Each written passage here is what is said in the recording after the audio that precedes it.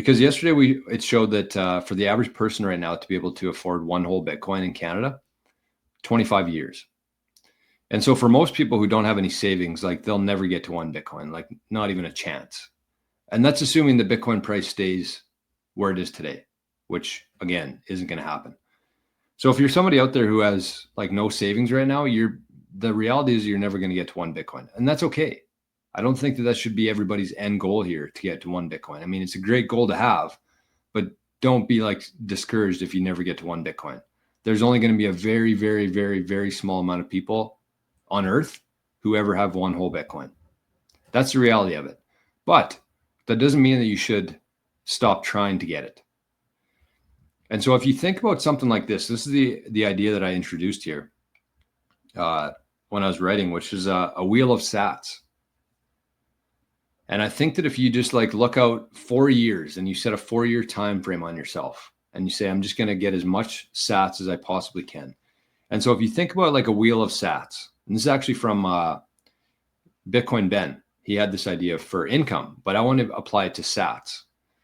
And so if you are somebody who's like trying to get as much as you possibly can right now, which is probably why you're watching the show, think about a wheel of sats, and each one of the spokes on that wheel is a different stream of sats coming in consistently. And so if you think about things like, I think I had 7 or 8 of them, and I wish I had my notebook here, but I think I can remember most of them. So there's like, let's start with like 7 different ways, 7 different spokes that you can have on your wheel of sats that just keep generating sats every day, every month, every year, and give yourself 4 years. But you have smash buys. So anytime you have like an excess of cash, maybe you get paid and, or you get a bonus for the year, maybe you get an income tax return. Maybe you get an income tax return, you smash buy. So that's one way, that's one spoke on your wheel. The other one would be DCA. So you set up a small amount every week, do, whatever you're comfortable doing, $15, $20, $25. That's just going to keep coming in. You're hardly going to notice it's coming out of your bank account. I hope anyways, if that's a problem, then obviously don't do this, but you just have constant sats coming in without even thinking about it. So that's 2. Number 3 would be, like around, I call it a Bitcoin tax. In Canada here, we have GST, which is 5%. We have PST here in Manitoba, that's provincial sales tax, which is 7%. We have carbon taxes, which is another X%. Add a Bitcoin tax to your every purchase you make. And there's a couple ways to do that in North America for sure. You can use an app like ShakePay, which has a roundup feature every time you buy something using the ShakePay Visa. Not only do you get sats back, but you also can turn up a roundup feature, which you can buy $2, $3, $5. So every time you make a purchase, it rounds up $5, and with the difference there, it buys Bitcoin. So I call it the Bitcoin tax. You're taxing yourself, but you're buying Bitcoin with it. So that's another spoke on your wheel, is your roundup feature, Bitcoin tax. And I think in the US, you can use an app called Fold and do the exact same thing, where you can round, I think anyways, I'm pretty sure. Correct me if I'm wrong.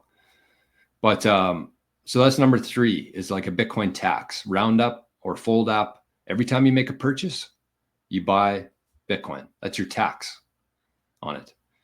The 4th would be things like, the Fountain app, Wavelake, ZBD, Smiles app. All of these are different spokes on your wheel. And your objective here is to add as many spokes as possible to your wheel. So you're not just like relying on one single thing, because if that stops, you're toast, right? So you just keep adding different spokes. Maybe that's a new app. Maybe that's something else you do. Maybe you do a different recurring buy. All these are different spokes on your wheel of sats. And you get that thing moving. And the more spokes you add to it, the faster it goes. And you set like a time frame of like 4 years. And for best practice, you should, just for it, if you're interested, track it all. Each spoke number 1, smash buy. How many did I get in 2025?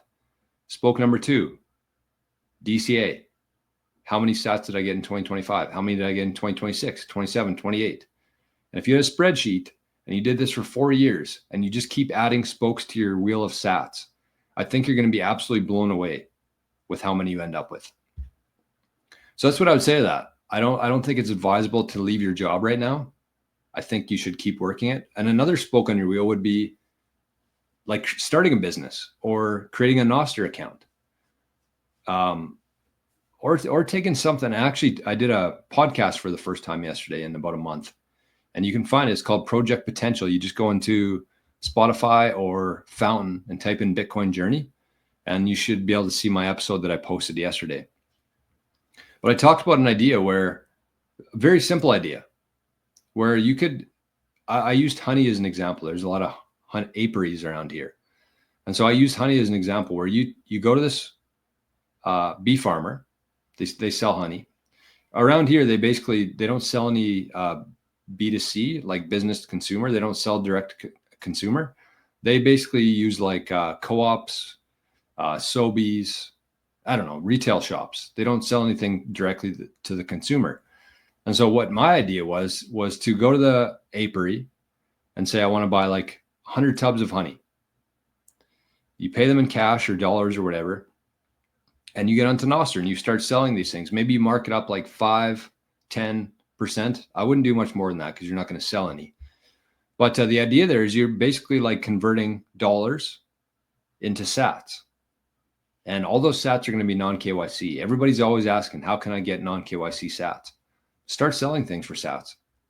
Start selling your knowledge, your experience, your skills, or products like honey. And it doesn't have to be honey. It could be anything. Something that's sold locally that you love, that other people love. Take that, sell it to the world, and sell it for Bitcoin. That's another spoke in your wheel of sats. It's things like that you just have to be doing. And the more sats you can add to that wheel, the better results you're going to have.